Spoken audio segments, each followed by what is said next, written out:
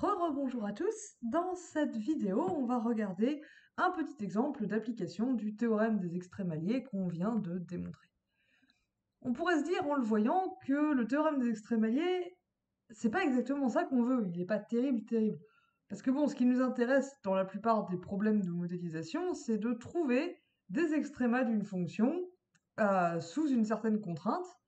Et le théorème des extrémaliers, il nous dit pas vraiment ça. Il nous dit s'il y a un extréma, alors t'as le gradient de f, il est proportionnel au gradient de g.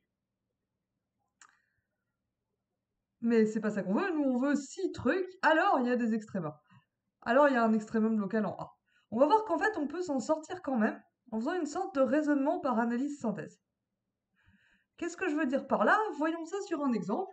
Supposons qu'on s'intéresse à la fonction définie sur R2 par f de xy égale x plus y, et on cherche ces extrémas sur l'ensemble gamma qui est décrit par x4 plus y4 égale 1. Donc si on note g de xy égale x4 plus y4 moins 1, cet ensemble-là, c'est l'ensemble xy tel que g de xy égale 0. Donc on est bien dans le cadre d'application de notre théorème, puisque f et g sont des fonctions polynomiales, donc de classe C1. Maintenant, il y a autre chose qu'on sait, c'est que gamma, c'est un ensemble compact de R2. Pourquoi ça? Bah déjà, la fonction g, non seulement elle est C1, mais du coup, qui peut le plus peut le moins, elle est continue, c'est une fonction polynomiale, donc continue.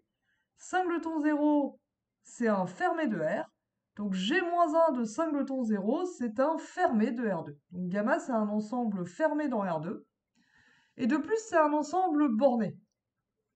Parce que si xy appartient à gamma, alors x4 doit être plus petit que 1, donc x doit être plus petit que 1 en valeur absolue. Pareil, y4 doit être plus petit que 1, donc valeur absolue de y doit être plus petit que 1. Donc en fait, gamma, il est contenu dans la boule pour la norme infinie de centre 0 et de rayon 1. C'est une façon de le voir. En tout cas, c'est un ensemble borné. Et du coup, gamma, c'est un ensemble fermé et borné dans R2, qui est de dimension finie, donc c'est un compact. Mais du coup, f restreinte à gamma, c'est une fonction continue définie sur un ensemble compact. Et vous avez vu au premier semestre, en fait c'était même votre tout premier résultat d'optimisation, même si vous ne l'avez pas appelé comme ça, qu'une fonction continue sur un compact, elle est bornée et elle atteint ses bornes. Qu'est-ce que ça signifie? Ça signifie que f restreinte à gamma, elle admet au moins un maximum et un minimum.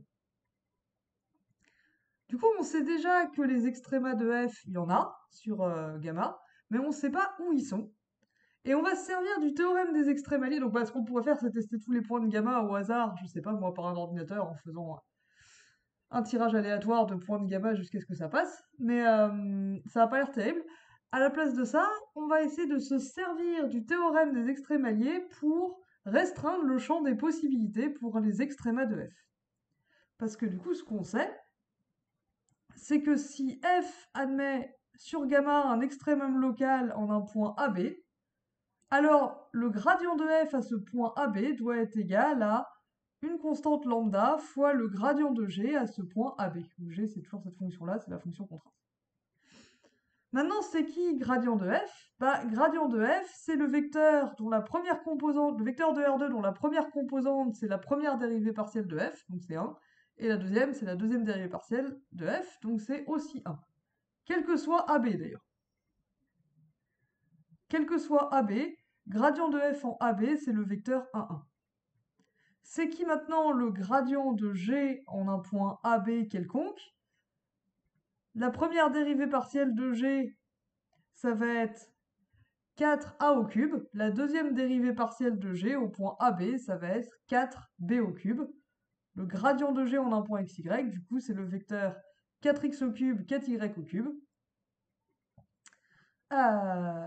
Donc en AB, ça nous fait 4a au cube, 4b au cube. Pour pouvoir appliquer le théorème des extrémaliers, il faut que je me place en un point AB tel que le gradient de g en AB soit non nul. Mais d'un autre côté, je sais que AB, il doit appartenir à gamma, hein. Le but du jeu, c'est de trouver un extrémum de f sur gamma. Et le gradient de g, en fait, c'est jamais le vecteur nul, Gradient G de xy, c'est jamais le vecteur nul quand xy est dans gamma. Parce que si xy est dans gamma, xy, ça peut pas être le vecteur nul de R2. Or, le gradient de G, c'est le vecteur nul si et seulement si x égale y égale 0. Donc on est tranquille, si on est sur gamma, le gradient de G, il s'annule pas. Que nous dit le théorème des extrémaliers du coup? Il nous dit que si jamais j'ai un extrémum en AB, alors A et B, alors il existe lambda tel que le gradient de f en AB c'est lambda fois le gradient de G, et si j'écris les calculs que je viens de faire, j'obtiens que le vecteur 1, 1, ça doit être lambda fois le vecteur 4a au cube, 4b au cube, et ça me donne cet ensemble d'équations. On en déduit du coup que lambda, bah, ça peut pas être 0, sinon on aurait 0 égale 1, ce serait un problème. Donc je peux diviser de chaque côté par 4 lambda, et j'obtiens que A et B doivent être tous les deux égaux à racine moins 1 sur racine cubique de 4 lambda. Donc 4 lambda puissance moins 1 tiers. Et d'un autre côté, on sait que AB appartient à gamma, donc A puissance 4 plus B puissance 4, ça doit faire 1. Donc 4 lambda, pardon, et A égale B, donc A puissance 4 plus B puissance 4 égale 1, ça revient à dire que 2 fois A puissance 4 égale 1. Mais du coup, si 2 fois A puissance 4 égale 1, bah A, ça doit être soit 2 puissance moins 1 quart, soit moins 2 puissance moins 1 quart. Et comme on a trouvé que A égale B, bah on doit avoir soit A égale moins 2 puissance moins 1 quart, moins 2 puissance moins 1 quart, soit ça doit être 2 puissance moins 1 quart, 2 puissance moins 1 quart. Donc en fait, ce qu'on remarque, c'est que si on cherche quels sont les points qui pourraient éventuellement être des extrémas de f, on n'en trouve que deux. Ce qui réduit beaucoup notre champ des possibilités.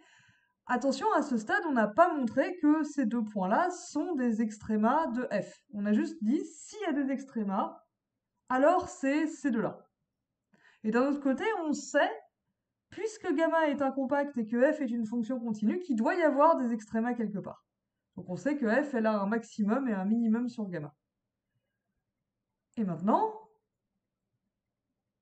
du coup, on a trouvé que deux points qui peuvent être des extrémas. Donc l'un de ces deux-là doit être un maximum et l'autre doit être un minimum.